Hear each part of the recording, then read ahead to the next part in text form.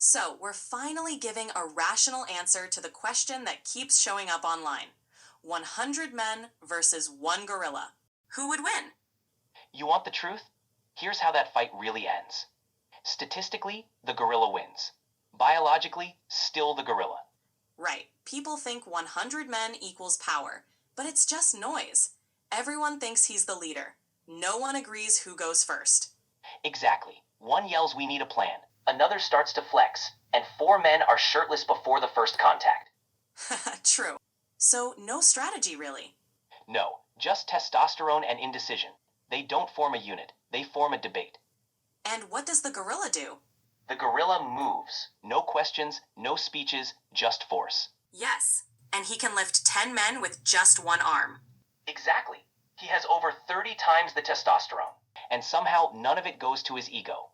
Only pure muscle and explosive aggression. And he can bite through bone. Enough to crack skulls, helmets, and delusions. Right. And who wins in speed?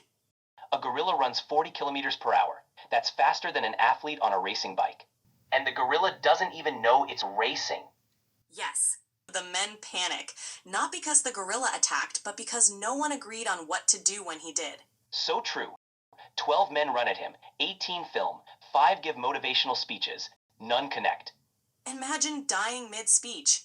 Imagine dying while someone goes live and tags you in it. So, in the end? The gorilla doesn't even win. The men eliminate themselves.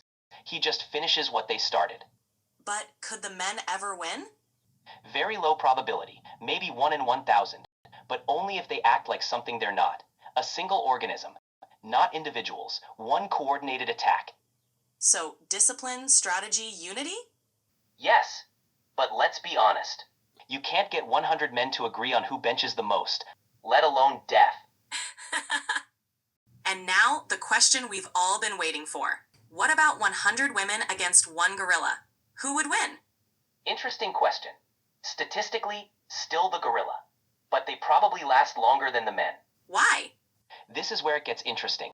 They recognize the threat immediately. No denial, no posturing. No one is asking, how do we take it down? They just said, it's here. Go. So, less ego? Way less. They moved without waiting for consensus. No debate, no overconfidence, just instinct. Are there any leaders? No leader, no orders, just silent coordination. Quick, adaptive, like fish avoiding a shark. Interesting. Distributed intelligence, like ants, but with trauma. And does it work?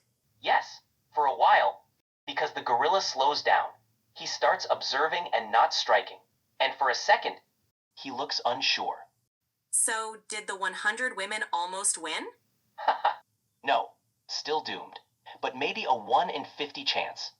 That's 20 times better than the 100 men, which for humans is basically a miracle. And it's not because they were stronger, but because they made him question if it was worth it. So, what's the final verdict? Turns out, 100 men isn't an army. It's a group project with no leader and a gorilla as the deadline. Right. Okay, let's do a joke. You be the 100 men, I'll knock on your door. Knock, knock. Who's there? One gorilla. One gorilla who? Doesn't matter, you didn't survive the knock.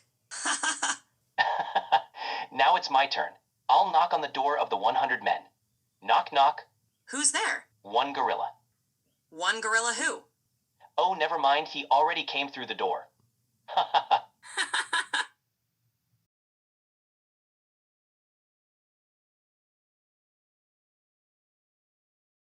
Why did 100 men think they could beat a gorilla? Because each one thought the others would die first. Knock, knock. Who's there? It's the gorilla again. Don't answer.